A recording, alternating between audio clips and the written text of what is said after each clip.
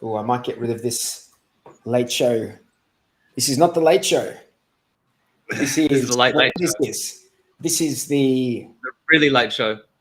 Yeah, the super late show at the early show. Yeah, what's going on, Bluey?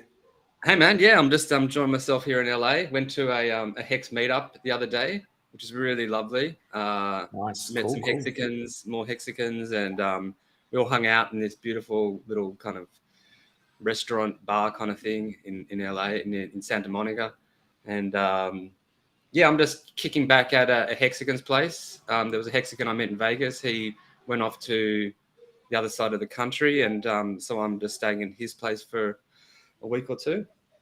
He's a really lovely guy, and yeah, enjoying it. Very nice, man. Do you know how long are you staying there for, or is it just you're going to get some stuff organized, so you're going to be there?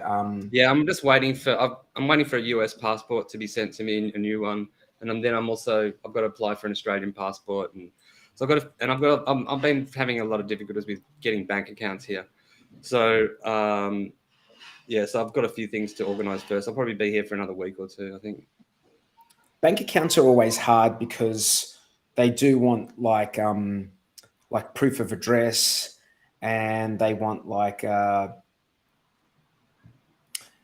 they also want like bills, like they want a bill or something along those lines just to prove that you live somewhere, because they want to know where you're tethered. But yeah. Yeah, my problem's in that I changed my status. Like that's the tax thing that I'm doing over here. I wrote an affidavit and sent it to the State Secretary of America, and changed my status to that of the state national. And I wanted to get the bank account with that paperwork, and that's what's proving a bit tricky with the banks, because rather than a W-9, which informs the IRS of your social security number and everything, I'm trying to submit a W-8 EN. So I'm heavy in the bureaucracy of the American government. Sounds shit house, dude. Sounds real shit house. You know what? It's good because there's always a way. With bureaucracies, there is always a way to get what you need to do. Speaking of bureaucracy, this is not on your level of bureaucracy that you're dealing with, but I got a parking ticket yesterday where I am, and like, dude, it was €30. I don't give a shit. Like, I don't care, right? It was a parking ticket. I didn't know I was not supposed to park there. There weren't any signs anywhere. I parked there. I got a ticket. Fine. So I'm asking like the family, it's like, how do I pay this ticket? And like on the back of the ticket says, oh, you go to this office and you just pay them. So, or you can go to the post office and pay it. So I thought I'll just go to the post office, hey? I go to the post office and they're like, give me another form. And they're like, oh, you have to fill this form out. And I'm like, no. I don't need to fill any forms out because I don't know what to fucking fill out. Like, I don't know what to do. You know? How do I fill this form out? I don't even know what this form, like, you know, my Italian is not good enough to be filling out forms. Yeah. So I'm like, okay. So I just left the post office and I'm like, I'll just go to the office where you can go and pay with money. So I go to the office and I get there and I'm like, and they're like, no, you can't pay with money. I'm like, but it says here on the back of this thing here that I can go to the office and pay with money. It says that here. And they're like, oh, no, we don't accept money. And you can pay with a card, but our card machine doesn't work. So you have to go back to the post office. I'm like, I'm here with money in my hand, ready to pay this thing, right? It says here on the back of this, fine that I can pay in money here. I can pay in paper money. Just in Italian, it's called contanti. You can just pay in regular money. So if this fine is a legit fine, right, then it's all legit, right? That means all the information on the fine is legit. So you can't pick and choose that you don't want to like accept money. Does this make sense? I'm like, I'm trying to explain to them, it's like, you can't just decide that like some of the information on your fine is invalid and the rest of the information's okay. Either you accept the money or the whole fucking piece of paper is bullshit. So anyway. It's funny, like I've been to a few cafes here in America where they refused, they won't take cash. They don't allow it. They only have card. And I'm always like, is that legal? Like, I can't understand how, if I've got legal tender, shouldn't I be able, like, I'm wondering in Australia, are cafes allowed to not accept cash? I would think that you have to accept cash.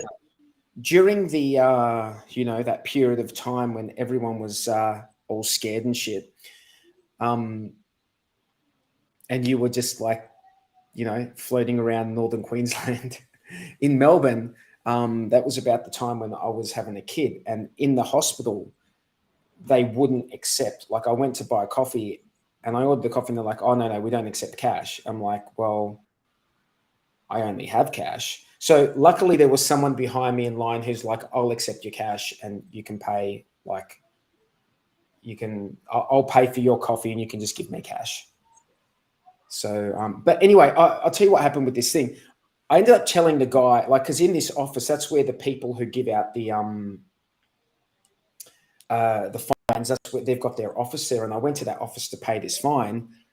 And I'm like, look, I don't know how to fill out whatever documentation you guys need me to fill out. I don't know how to fill that out. I'm not going to fill it out. Either if you guys want me, I'm going to document that I came here and offered to pay, and it's on the fine that I can pay in cash, and you guys didn't accept it. Either you guys fill out this document for me so I can go pay at the post office, or I guess it just doesn't get paid. Like, I mean, do you know what I mean? like, so the guy like sat down and filled out the whole fucking this thing. I don't know how the fuck I was supposed to fill out this form, dude. There's no way I was going to be able to fill out this form. He fills it out for me. I go down to the post office. They take this thing that he filled out and they run it through this machine. And now the fucking machine at the post office is not accepting this bit of paper that they've written on. And they like keep running it around. And I'm there for about 15, 20 minutes. And eventually they're just like, oh, no, you're going to have to fill out the paper again. And I'm like, Jesus. I'm like, for 30 euro, you guys are making me bleed fucking 300 euro. Like, I would pay 300 euro not to have to live this in my life. This is just wasting my life right now. So, you know, it was interesting. I was reading that the Reserve Bank of Australia just released a white paper for their CBDC, or not a white paper. They call it a white paper. It's not really a white paper though, like we consider white papers. It's more just kind of, we're going to keep researching this and get back to you. And we're going to have more ideas later. But they haven't really come up with anything other than saying that. But the reason I bring that up is because I was reading the start of it, and actually maybe I can actually find it. Oh, here we go. I'm just going to quickly share this. Chrome tab. So it's happening soon, yeah? Or is it like, is the roadmap long? Oh no, it's like we've got to wait till the mid next year until they come up with the next part of the plan. Oh, so it's going to be a while. Yeah, it'll be a while. Oh, here we go. If they're going to get rid of cash, like, I don't know how. Can you see that? Yeah. So look at that last paragraph. And I'll just read it out. Okay. The RBA's research into DC does not reflect any intention to discontinue access to physical cash. The RBA is committed to ensuring Australians continue to have good access to physical cash for as long as people need or want to use it. That's pretty good to see, isn't it? They have to write that shit there or people will freak the fuck out, man. Well, that's the thing, because Australians organise so well. And it was really Martin North, John Adams, there's a few other people who kind of organised the to not ban cash in Australia, and when they were trying to do it, and they won. And I think that paragraph is reflective of how much of a stink that those guys put up, and that's why the RBA put in that paragraph. But it's fantastic. Like it shows that people can have power. You know, like all of the political parties and the People bank can do what? institutions. It shows that people actually, well, in this case, the people did have the power. Like there was all of the banks, all of the institutions, all of the government sort of bureaucracy and everything like that. Everything was trying to ban cash. All the media were all kind of like, oh, they're all conspiracy theorists, blah, blah, blah, blah, blah. But those guys persisted, and they did it through all of the kind of like means that you should be doing it. Like there was a Senate hearing, they all went there, they submitted, submissions, they did this, they did that, they were public, they were annoying. They met all the people in the government to try to explain the situation, and it was really their hard work which like did that. Like we might not have cash in Australia if it wasn't for them. And it just goes, it's inspirational to me because it's great. It's great that they're doing that, but I wouldn't claim victory on that just yet, because these. No, I mean, it's going to be a constant fight. Like it's going to be a constant. They're going to play the long game. They're going to play the long game, and then when there isn't someone to argue back or argue the point, that's when things like that. And the other thing is, like, for example, there's that rule that they brought in a couple of years ago where businesses can't do cash transactions over $10,000. All right. So as they have to report it. They have to report it. You have to report it. Yeah, you have to report it. Which you'd have to report anyway. So I don't quite fucking understand. Like, yeah, I actually don't think you're allowed to have. It's not a matter of reporting it. I don't think you're allowed to do a cash transaction over 10 grand. I think it needs to be done. They were trying to bring that in, but they failed. Are you sure? Are you sure? Yeah, they haven't been able to bring that law. That's not a law. Okay, I thought that was a law. It sounded like it was a law. No, what happens now, I think, is that it will be flat. Like all of those transactions will be flagged. So potentially you've got some Australian tax dude looking into that shit, I suppose. But it's just like ridiculous because this is too much for a labor force to look into. And sure, they might have software that they're starting to use to do that kind of stuff to make it easier, but it's still just a mountain of work. Do you know what I don't understand? Like, so you're saying like banks must report? Like, I don't get what it. Like, if you're doing a transaction over $10,000, doesn't that get report? Like, you're reporting it anyway. It gets flagged.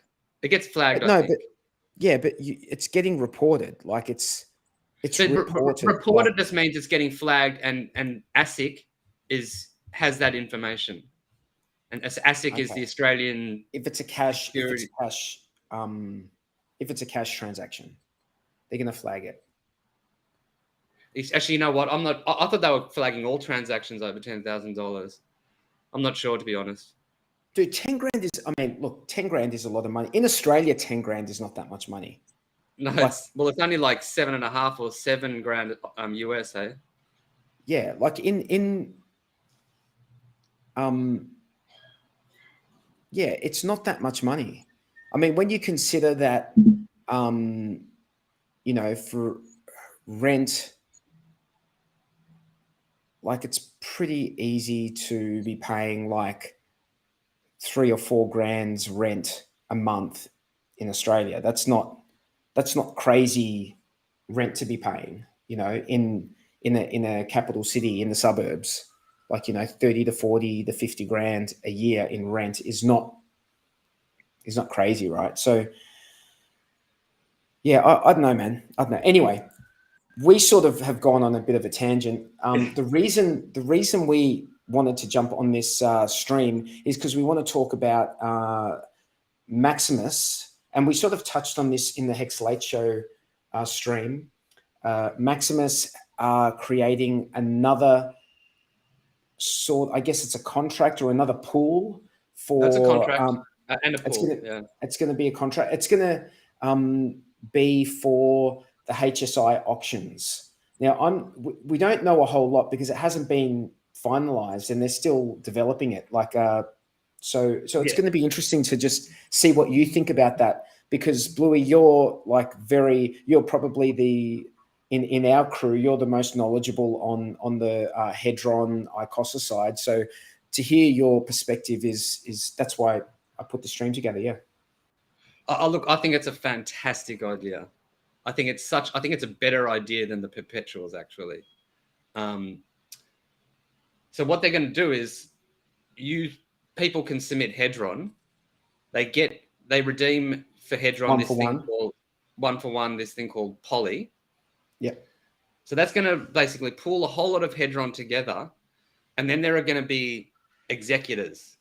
And they're not sure how they're going to choose the executors or how many executors they're going to be. But you're going to need some people there who are going to be doing the bidding on the auctions. Now, what he said is decision makers, yeah. And what he said is that, first of all, the reason it's a brilliant idea is because when you look through, actually, I wanted to show people how they could look at all of the stakes that are coming up for auction. So what I'll do is I'll just share, if I can find it. Yeah, I was going to say it would be great if we could look at one of the Hedron sites. So this is hsiwatch.com, and what I did is in here in the where it says wallet, I just got the ICOSA address. Yep. And I put the ICOSA address in and did search. It came up with all of the stakes, and I think there's 6,008 stakes at the moment. Wow. And so they're starting on, I think, November 13th or 14th. And like a lot will be coming out in that first day and in those first few days. And then it'll taper off a bit. But still, it's going to be like, if you look, people are still sacrificing these HSIs. And I think that the Hedron deployer is borrowing against HSIs.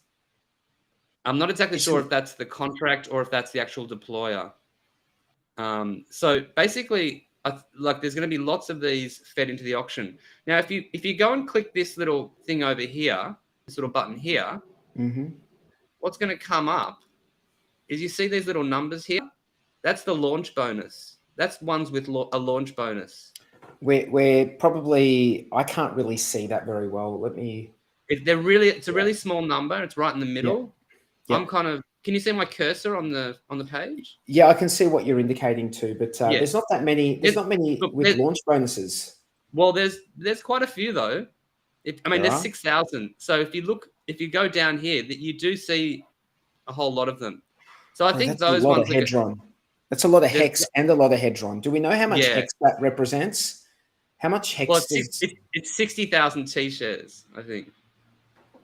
Okay, all right. So we don't know how much actual hex that represents, but it's 60,000 T shares. Find it out. Yeah, 60,000 T shares is like a high level shark.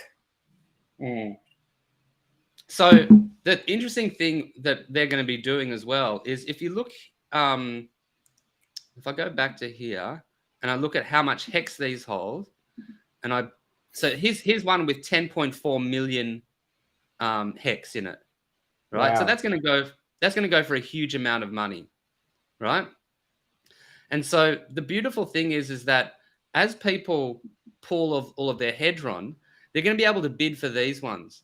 Because my thinking before the auctions was that if you're a really huge whale, a good idea would be to do a really massive stake, and then when the auctions come around, there's going to be very few people who will be able to bid on them. And you might be able to pick that up for quite cheaply, because a 10.4 million hex stake is like how much is that worth? That's huge.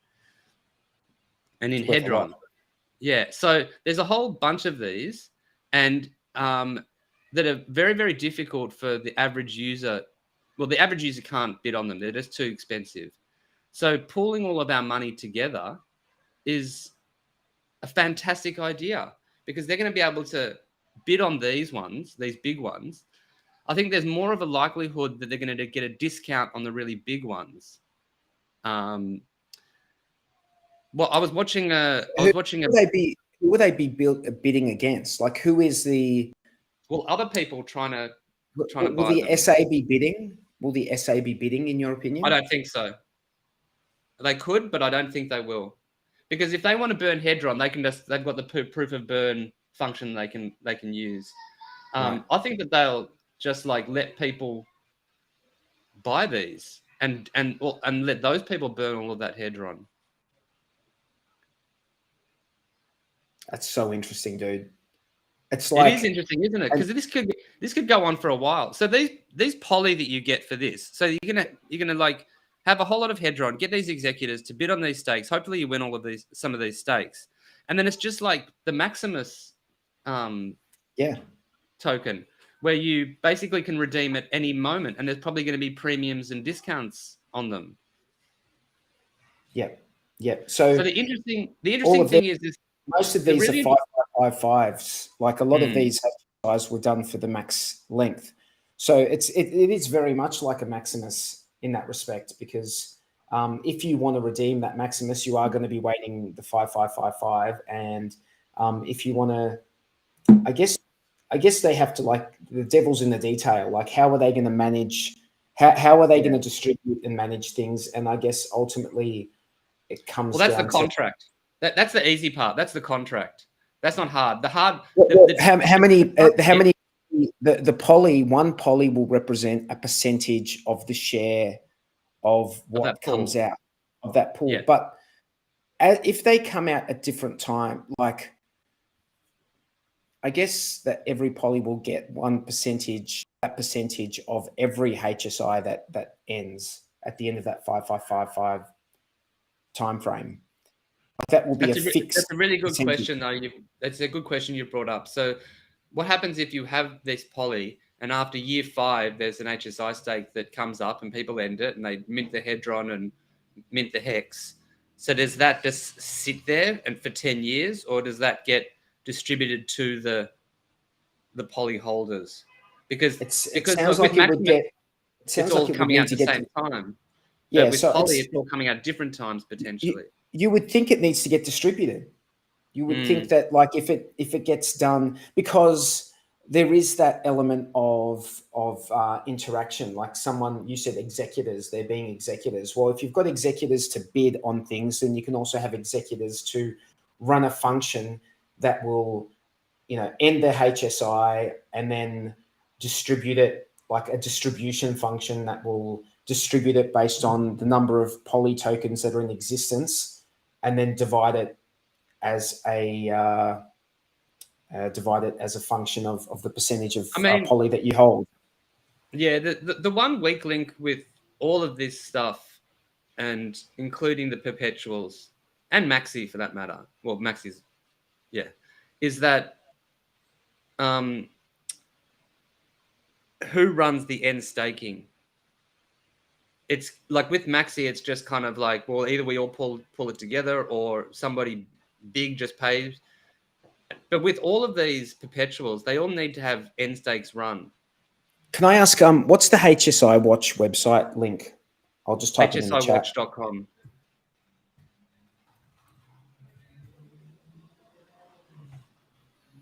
HSIWatch.com. And to get all of the I put the ICOSA contract address in to get all of the ones that were going to be auctioned. Do you have that address? Yeah. If you actually, for people who want to find it easily, if you go to the ICOSA Telegram page and type in !contract, it'll come up. That's a safe way to do it. Make sure you're make sure you're in the there you go, par excellence. Thank you very much, sir. Oh, it does end in 9 ED. That could be the deployer, I think. Oh, hang on, let me just check. Oh no, that's right. That's right. Yeah. Thanks, Par. Yeah, so this is a little bit different than there is more trust in this iteration of Maximus, the Maximus, contracts than the other ones. They're like Maximus, Desi, Lucky, Trio, Base, Diamond Hand, they're all a lot more, they're a lot more, I guess, trustless in that they function without very much input from external parties. And by the way, just to answer what you were saying before about, oh, someone needs to run that end stake function. It is a public function that anyone can run. It remains to be seen how this is done. Are these things going to be public functions that anyone can run? You know, I feel like that's always like a good way to go. So if you've got like a benevolent whale who wants to run a function, then they can go and run it. You know, does that mean that people? Does that mean that a public person can emergency end stake it though as well? I think that would need to be written into the contract. That I can't. Yeah. I mean, no, that the emergency end stake function would need to be written into the poly contract if they wanted that to be run. Oh, so, okay, I see. You know what I mean? Like, so if it's just not a poly contract which actually owns the stakes, which is actually. I can't imagine why you would want to put that function into any of the contracts. Like, the whole point of those contracts is to hold. Yeah. Is for that stake to run its course. Yeah. You know, the full time. So I can't imagine why, like the dip catcher or golden key would. It's gold key or golden key. Gold key. Gold key. Why would they want to put that in there? It's a dangerous function that can fuck everything up. Why would you even bother putting that in there? What's really interesting actually is that dip catcher is actually building the contract live. Yeah. Online. Yeah. So you can go and just watch him work and contribute. You can contribute. You have suggestions or which is amazing. That's you know, I've never seen anyone do that before. So that's it's pretty impressive actually. It's so transparent, isn't it? It's very crypto. Are you there, mate? Do you think you froze up? I'm here. Sorry, buddy. Yeah, so it's I was interested to know your take on poly. I really was because it was sort of going into the Hedron territory. But these guys have really shown that they're good at like locking away the tokens. So if there's if there are tokens to be locked up or put away somewhere, these guys are good at writing contracts that will do that. They're good for pooling. They're all over the pooling, like getting that economic energy of a whole lot of people coming together in order to better utilize the resources.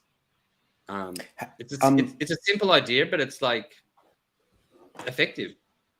I've got a and Dipcatcher also wrote he's got a new website that he created, which we'll go have a look at. Let me see, where is it? He's got a number of apps that he's built that I think he's making public, or he has made public. So this is like that one. This is called the end stake gas.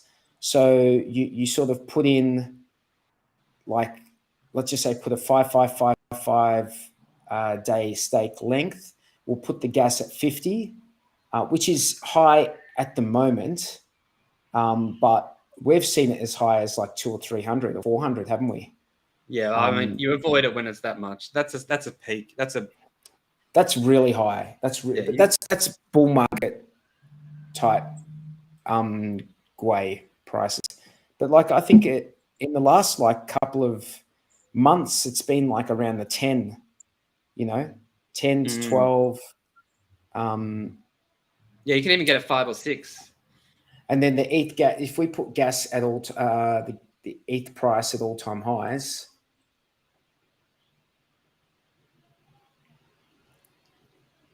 that means at a 13 Gwei at all-time highs, which is unlikely, it's more likely to be 113 at all-time highs. Like, gas cost would be over an ETH at 1.5 ETH. For a Quattro Cinco, 1.5 ETH. Yeah, I mean, the thing is, it's just too hard to know because we don't know what the price of Ethereum will be in 10 years or 15 years. We don't know what the price of Hex will be in that time, what the price of Hedron will be in that time. and all of those things will come into play. And like spending an ETH on end staking in 10 years time might be nothing as well. Like it might be masses of, but the other thing is that it's going to be a lot because it is moving towards deflationary, more true. deflationary model. So it's, I mean, it's unlikely that an ETH is going to cost less in the long term, at least. It's unlikely. So, but you know what does that make Hex in 10 years? You know, how much is that? Well, I mean, to justify spending all that ETH, your Hex really has to be a hell of a lot more. Yeah. You know, the Hex ETH chart. I mean, we can bring up that chart as well, the Hex ETH chart. Just one other point I want to make with the auctions as well is that with the forks, everyone's system state got copied, and so the auctions will be happening on ETHW and on ETHF as well. It's going to be hectic, dude. It's going to be super hectic. We're not going to know where to be looking. Where are we supposed to be looking? Everyone's going to be having scraps of paper and calculators out, trying to work out what a fair value of these stakes are. So if you, I mean, have you thought about whether this sucks away the competitive side of the auctions? Like, no, I don't think it will.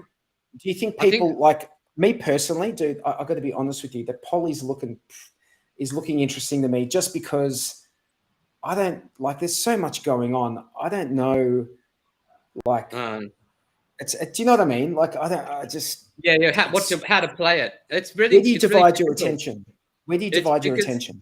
Yeah, exactly. You've got 6,000 HSIs. What do? Do you just get a list of like 10 or 20 of them and try to go after those?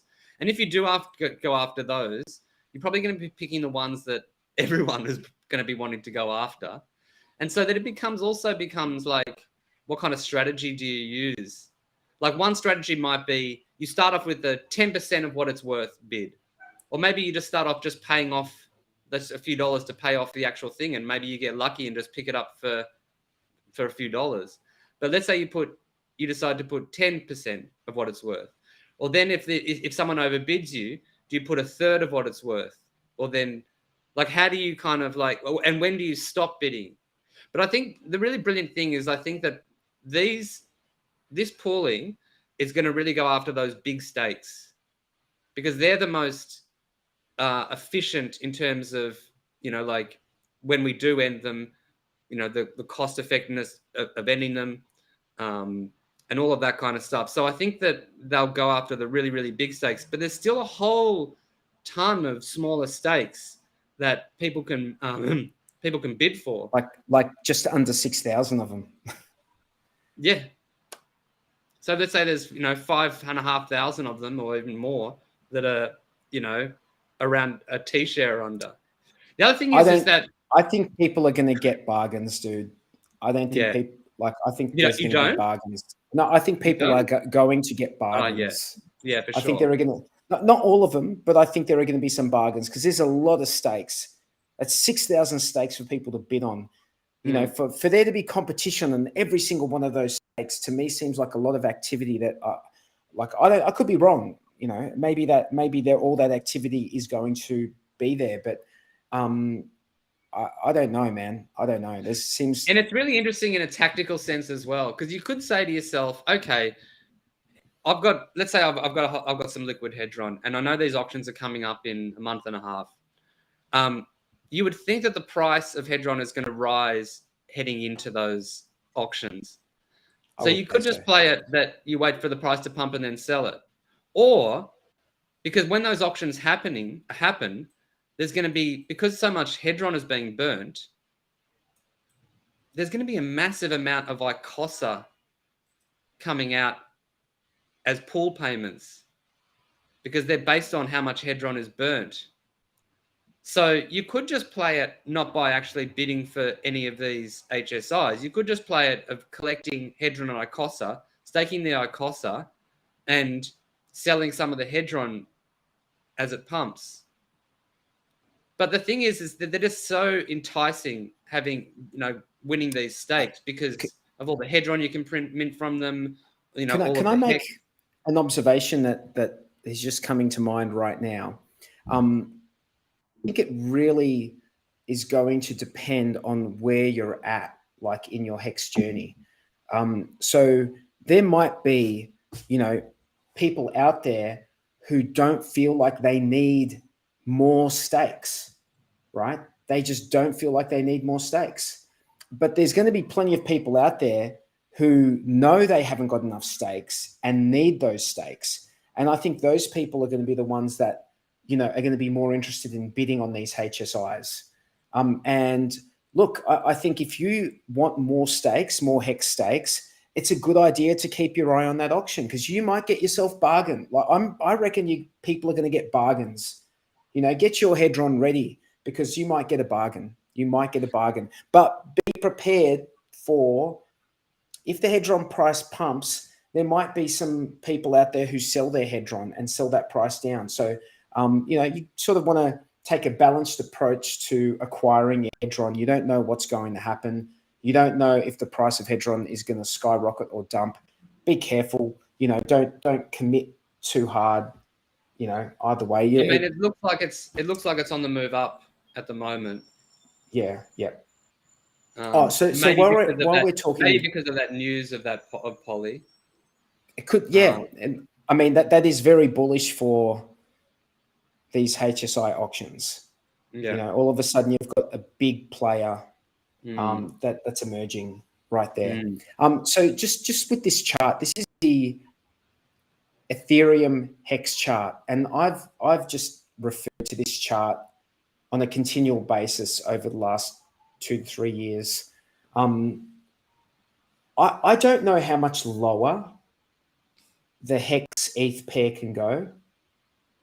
Like I feel like the downside of this chart has been exhausted. I don't know how much lower it can go, but on the flip side, I feel like it could definitely pump higher. You know, at some stage, I could see it up here. That's where I would expect it to go in future. I still would expect hex to outperform ETH because it's a younger token than ETH. What are your thoughts on that? Yeah, I kind of stopped looking at this chart a while ago. I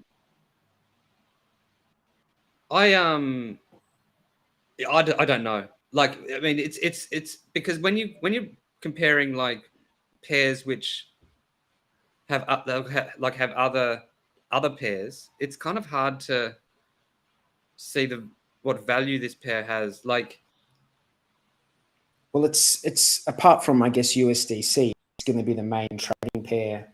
Well, that's the thing though. Like, let's say ETH drops by half in terms of USDC. You would think that Hex will also drop, but maybe just drop more. Might drop more, might drop less. Yeah. I don't know. I've been watching the Hex Hedron chart. But I think the important point to remember is that with the Hex ETH chart, if ETH and Hex both do a 50% drop, this chart doesn't change. It's the same. It stays exactly the same point. Yeah. The ratio between the two is the same, but like long term in the future, I mean, I don't know, just based off history, the history of crypto, like the newer tokens are more likely to have bigger upside, especially if they've had like the downside, like that Hex has had like a 95% drop. Ethereum's had an 85% drop. You know, if you look at the history of what tokens have done in bear markets, they sort of they'll drop, but then if they come back, they'll come back harder if they've dropped more. Like there's more room for it to come back up, if you know what I mean. Mm-hmm. But we're going to find out. I look at this chart and I think to myself, I could easily see, you know, here we've got 4 zeros and a 2 4. Let's say 4 zeros and a 2 5. I could easily, I mean, the all-time high of the ratio was 3 zeros and a 1 7, right? I could easily see this at like up here somewhere, you know, like 2 zeros and a 1. You know, you would think that when Pulse Chain is announced, that this is when the Hex price compared to Ethereum might shoot up, because Ethereum is probably the worst thing to hold at the fork. Yeah. If you're holding, you know, obviously Hex, you'll get it 1-to-1 on the other side. And I have heard of people making this strategy, which I think is actually quite interesting, is holding a stable coin now, holding USDC now, holding USDC for the fork, even though when it gets copied, you don't get that USDC on the other side. But what you have is economic energy that you can then bridge over to Pulse Chain and potentially DCA like into Pulse or Pulse X if that's what you want to do. That might actually be a better option than just holding Hex for the fork and then getting on the other side, because we don't know what these two prices of Hex will do in terms of Pulse and Pulse X. This is true. It's hard to know, man. It's hard to know. There's a part of me that just thinks that in the Richard Hart ecosystem, the play is to hold Hex. You know, just like at a real hey, stake it. Yeah, stake Hex. But at a real fundamental level, it just seems like the no-brainer type play. Like, it seems like you can't lose if you're staking long term. Yeah. You know, if you're trying to do that thing where you stake and then after you're dumping and doing, like, you're playing it. You're trying to time the market. You're playing a risky game. Good luck to you if you know what you're doing. Like, good luck to you. But you know, we could be, you know, maybe in Hex, maybe other things need to pump to entice all the weak hands out. Like other tokens, other things need to pump to entice all those weak hands out before we get a Hex pump, you know? Because I think that when Hex, we've seen what Hex does when it pumps. Like, we've seen, you know, 2 cents to 52 cents. Like, you know, we've seen. Do you remember that stream we did? Do you remember that stream we did when it went to 10 cents? Like, how sick was that? I do. Yeah. Like, there's nothing better than seeing the price of the token pump while you're streaming, eh? It's like doing the all-time high while you're on stream. It's an adrenaline. It's a shot of adrenaline. Yeah. Hey, we're only going to go for an hour, so we've got 15 minutes left. Should we talk a little bit about Zen? Okay, but I just want to preface that with Zen has nothing to do with like the Hex ecosystem whatsoever. The gentleman's name is it Jack? Jack Levin. Yeah. Jack Levin. He did a live stream with Richard Hart. But what he's put together is something that seems interesting. I don't know. I've had a quick look at the white paper. I was trying to look at the contract so that I could get an idea of what gas prices would be to mint. It's got nothing to do with Hex, though. That's a very important. Yeah, it's got absolutely nothing to do with Hex. There's no SAC. There's no SAC stage. So, like, you don't have to spend any money whatsoever. The thing that I really like about it is that basically it's a game. And it's a game that can be played by anyone coming in at any time in the process. So the way it works is you claim that you're gonna mint some Zen. Then for the first 5,000 addresses, you can only like it's 100 days or something. Put 100 days in. Now, if you put 1 day, you're going to get a certain amount of Zen. If you put 100 days in, you're going to get obviously more Zen because you waited longer. But it's not necessarily that you'll do the best by doing the longest. Like, there are other factors involved. So what happens is you claim and then mint, and you've got that either 100 days until there's 5,000 addresses in the system, and then it kind of starts going up. And after a while, you can actually claim and then wait to mint for 400 days, like a little bit over a year. Then once you mint, there's no limit, right? There's no No, limit. there's You no could, limit. You can do so as you many could wallets just, as you want. You can do as many wallets as you want, and you can do as many times. So you can claim and then mint the next day, and then claim and then mint the next day, and then claim and then mint the next day. Or like you can do. You have you many could do it different. all on one day. You could all do it all on one day. No, Like, no. You have to wait. Like once you've claimed and you've said how many days you'll wait until you mint, then you have to wait that no, amount. with a different address, like just a Yeah, different you can do a address. different address. Yeah, you can just set up So it's tons of wallets. bro, it's infinite. It's Yeah, basically infinite. You yeah, can claim as much as you want. yeah. Like, no, And so you'll be spending the gas price. it's actually a function. How much you claim is a function of how much gas you're willing to pay to claim. Yeah, That's all it and is. the thing is, right, it's going to be on the Ethereum chain, but also it's going to be on other chains like Poly and I forget all the other chains, BSC or whatever. So on those chains, the transaction costs are minuscule. So if someone is really keen, they can just open up a ton of wallets, send a little bit of, whatever, is it BNB or BSC or whatever to each of those, and then claim, and you could do hundreds of wallets. I mean, that's where it's basically work. It's like, how much work do you want to put into it? How many wallets do you want to create? How much gas do you want to spend? And then obviously the Ethereum Zen is going to be different from the, Dude, BNB. this is going to get, I think to myself, this is going to get gamed so hard. Like, well, it is. That's the whole point though, right? It is a game. And what's really no, good but about it is you need very little crypto to start with it.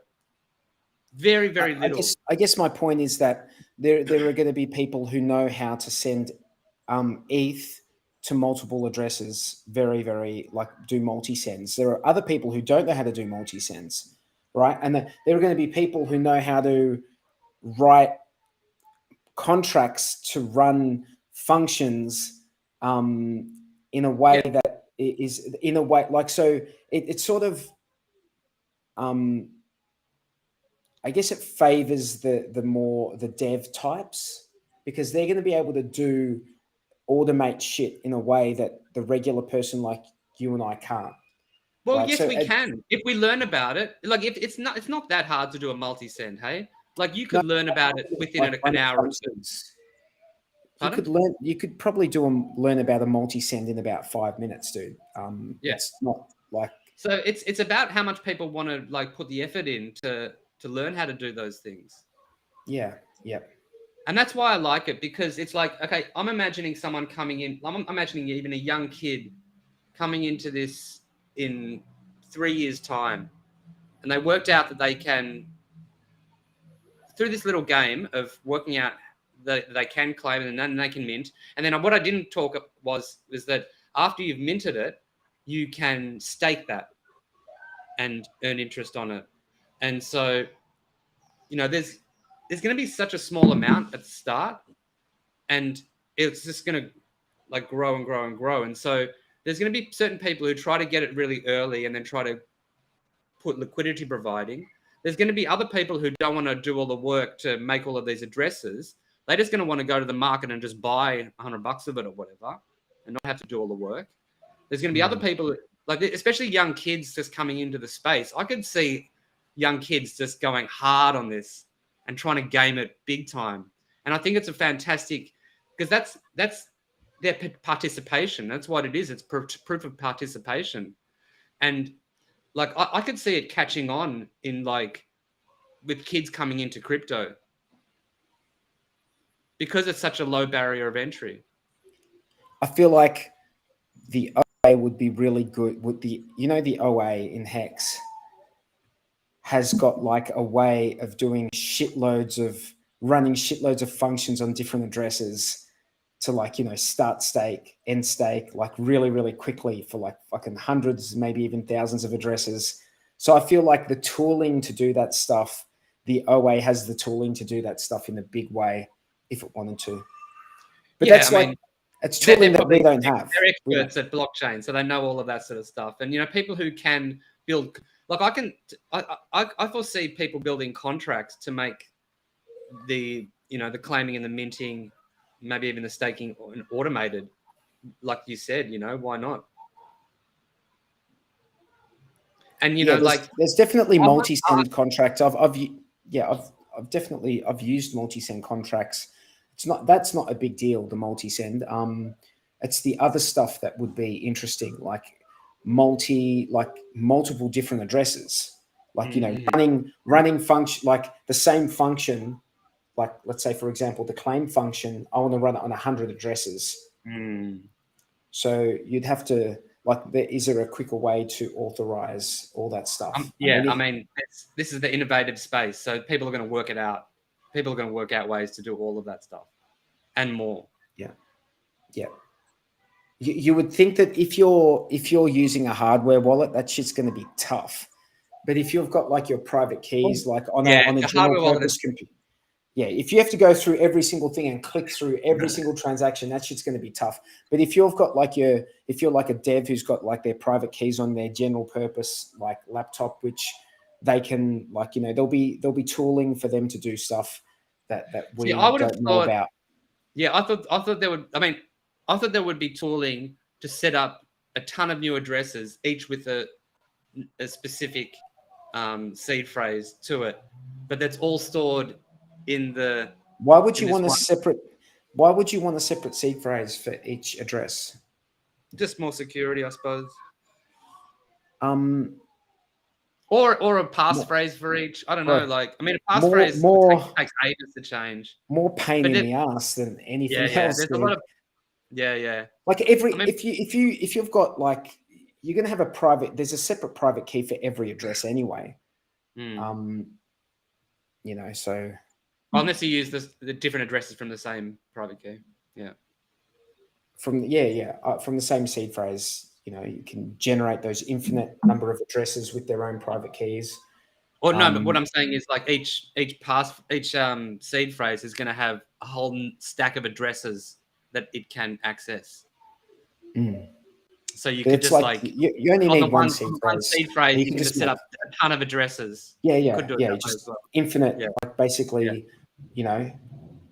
And you can just like go into your Ian Coleman tool and just like generate all that shit on an offline computer, like get all your shit in a spreadsheet, like, you know, do your multi-send, but like it's still it seems like a lot of work. Yeah, it's work. If people want to go and because it's not necessarily much money. Like, it's just like you're scraping free money. You're just scraping free tokens. So people will absolutely try to gamify it, and they should. They should try to innovate and to try to, you know, and I just see that as like being sticky. So I really like his attitude. I've listened to a couple of his podcasts, Jack Levin's talking about it, and I've listened to a couple of other people in that community. It's a very interesting community. It's growing massively. They've already got over 4,000 people in their Telegram, and it's a different community from the Hex community. So I think it's super interesting. I think it's a great experiment to do, and I think it's worth people looking into it. With all of this stuff, I don't necessarily recommend, like with the same with ETHW and ETP, I wouldn't recommend, or ETP, or ETF, sorry. I wouldn't recommend necessarily putting money to it. But since, like, with ETH and with ETF and with this Zen thing, there's no cost apart from gas. I mean, it's really like, especially with the ETHW and ETF, we've got all this free stuff. So play with it, do something with it. Yeah. And I was talking to someone not too long ago who was telling me that they've extracted real value out of those new chains, like actually withdrawn real value, you know, tangible in their bank account value.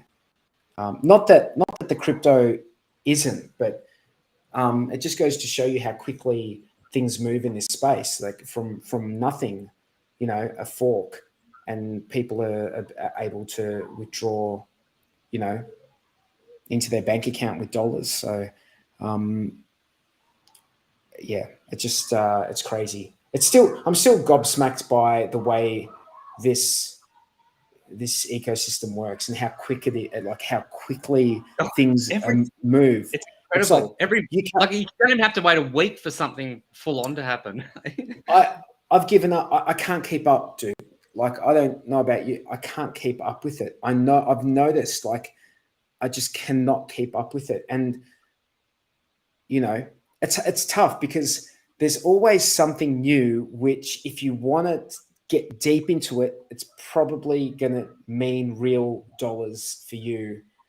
It's going to mean like you can make some money out of it if you like study it and work out, like, you know, how to go about doing stuff.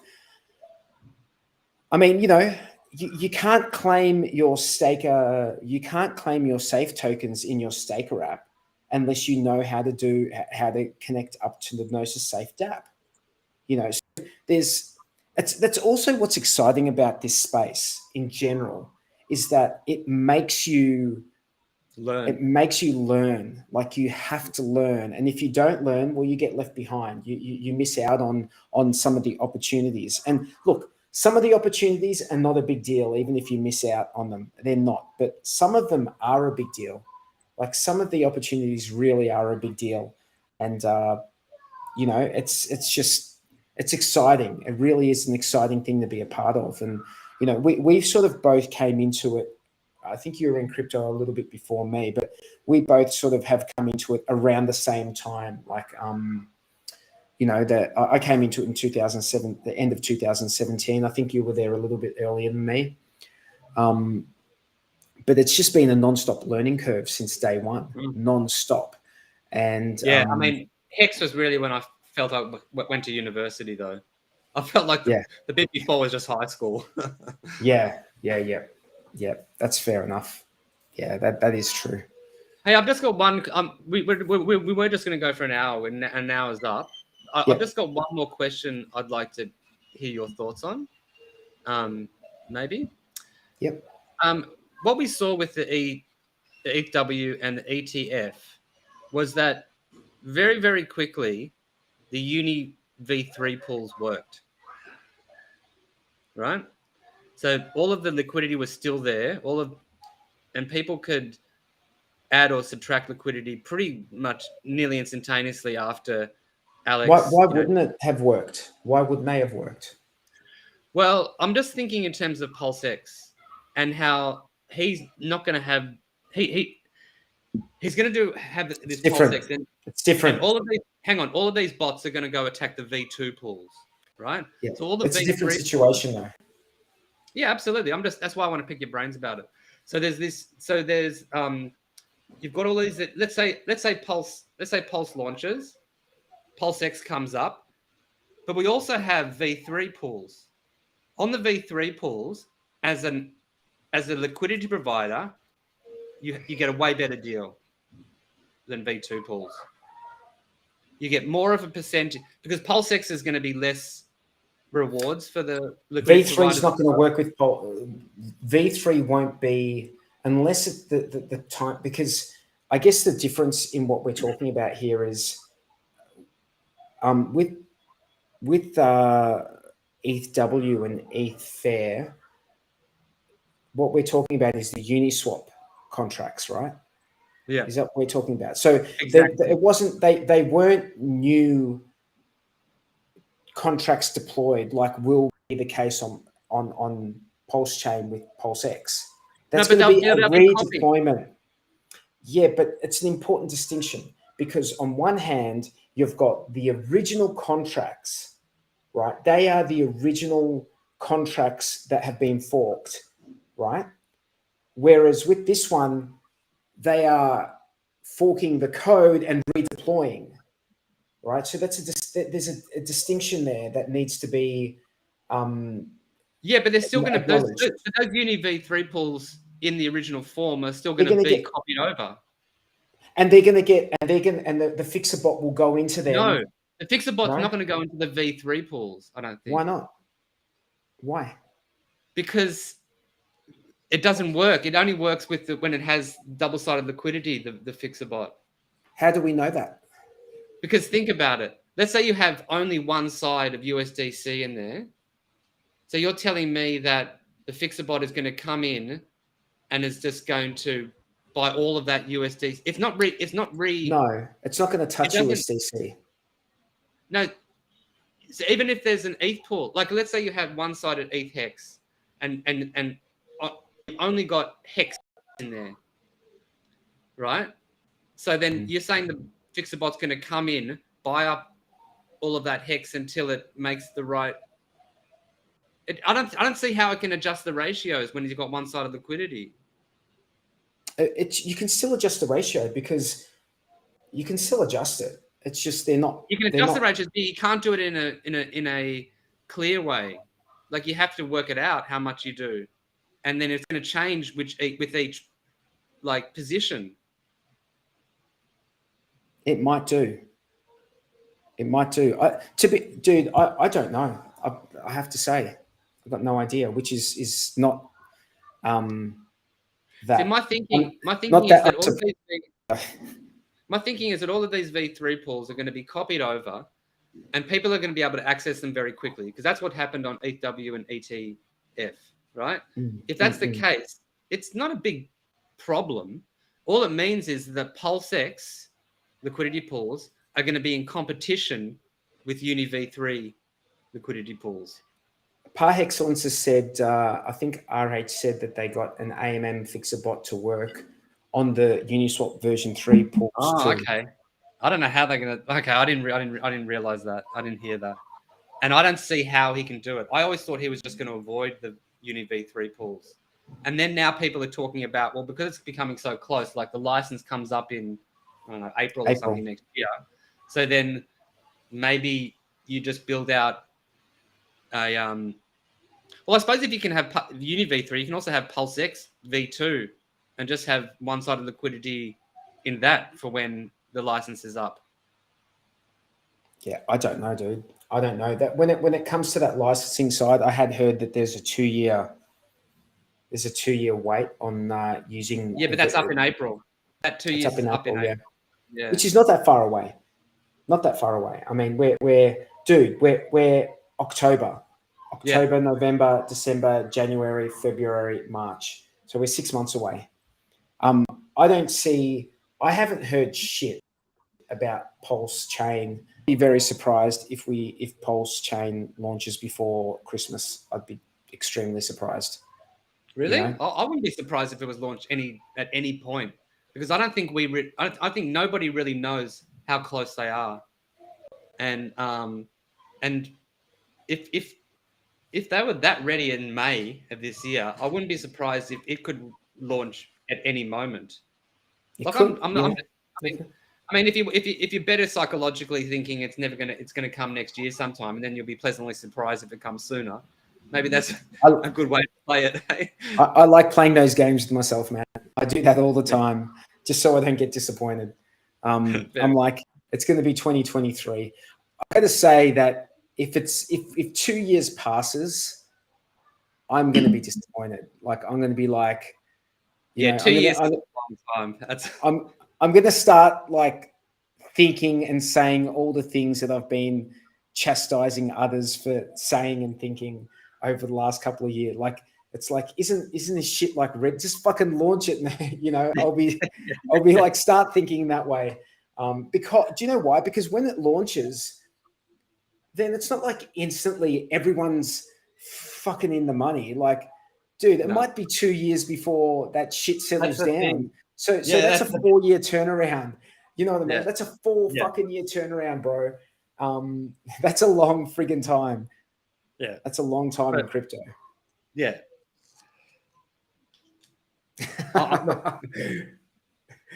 the harsh reality. That's the thing. Reality. It's like it'll come out and then it's going to be like, okay, now wait. Yeah. Like, well, dude, when it comes out, I have no doubt in my mind that when it comes out, it is going to be the best crypto experience that's ever existed.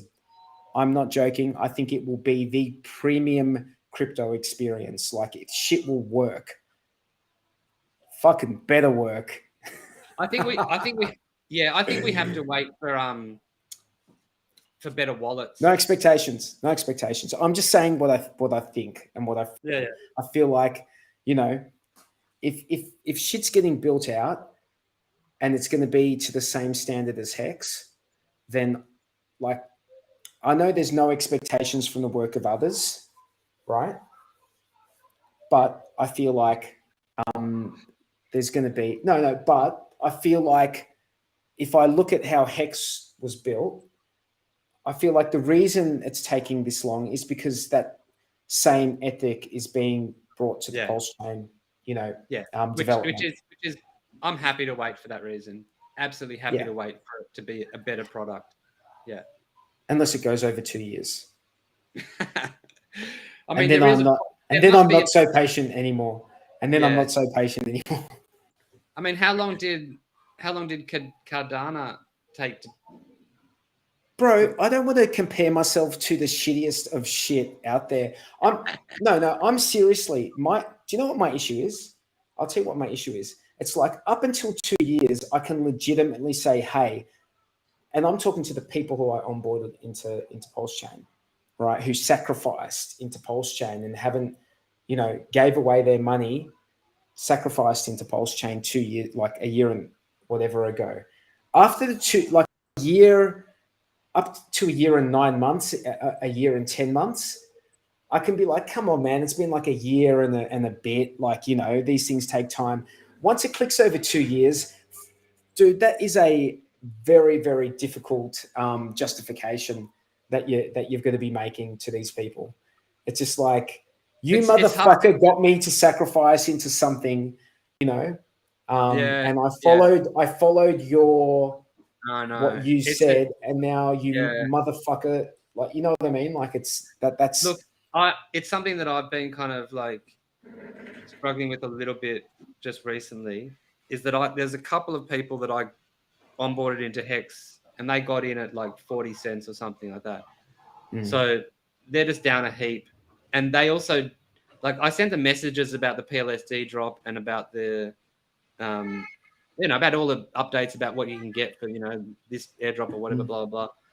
But they didn't look at it. They just wanted to set and forget. Now they're kind of coming back, well, especially one, and it's like, he's down like 90% on what he invested. And it's like, and he didn't follow to get all those free things along the way. Which would be worth some real fucking money. You know what? Right? I'm realizing how much you have to be on top of it. You don't have to be, but how much of an advantage it is to be on top of it all. Well, we touched on this earlier, that you need to be up to date and on top of it if you want the best access to the best opportunity. Yeah. So it's not everything is going to be like money in the bank, but that PLSD, Pulse Doge, was an awesome airdrop for stakers. If you're a Hex staker, like, you did great, especially if you, like, even now, I think it's like $4 or $5. It was an amazing airdrop, airdrop. And they're doing another one. And the Hedron 10x bonus, launch bonus. Like they missed out on that as well because they didn't read my emails or get onto it, And it's like, that means that they could have had 10 times more Hedron. Oh, I'm just like, so it's like when you're advising people, I mean, I guess you just learn as you go, and then you give them more information so that they can make a more informed decision, because you don't have responsibility for their decisions. You can't. All you can do with people is share your knowledge and experience to try to inform them to make a better decision, I suppose, really. Yeah. But by the way, I was probably coming off a bit like fuddy like 5 minutes ago when I was talking about like 2 years and all, 2 years waiting for Pulse. I'll wait as long as I need to wait to get like a good product. I've just got a very, very expectations not the right word. It's like, I believe that this shit is going to be so legit. I truly believe it's going to be so legit. It's going to just be better than anything that's out there. And the user experience is going to be second to none. I honestly believe the user experience of Pulse Chain is going to be second to none. There'll be nothing out there in the crypto ecosystem that can even come close to it. Just I feel like I agree with you, but I feel like that we still haven't seen the real innovation in user interface for crypto. And I think it's going to take people already, they're working on wallets. You've got KG working on his IM wallet. You've got Richard working on a new wallet. You've got these other, I've heard of a few other ones working on wallets. And at the moment, MetaMask and that MetaMask kind of interface is all that we know and have. Yeah. But I think that in the future, MetaMask sucks. like when the sucks. iPhone came out, I remember that, and it was a completely new interface, and it was so much simpler. Like it had one button, so you just had to work out how to use that one button. And so I think that in the future, people will come up with better user interfaces with less kind of.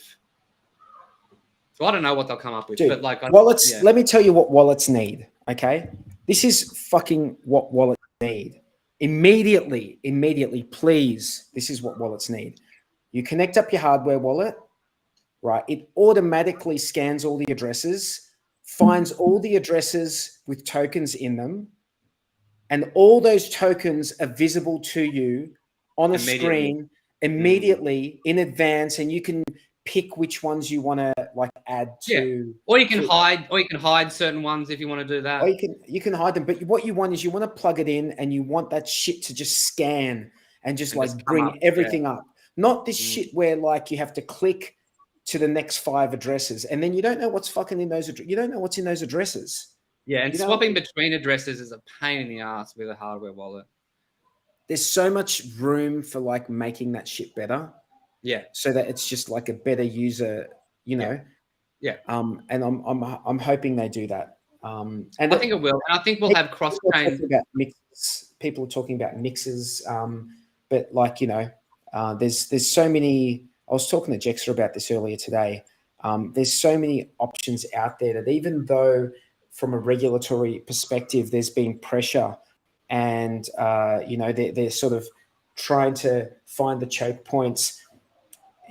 In crypto, the beauty of crypto is that they can never do that. They can never fully just, you know, clip it all down, because there's always an exit point to a different chain. Then you bridge somewhere else. And then, you know, and it's like, you guys, you did all this work for what? For nothing. Yeah. Like, you know.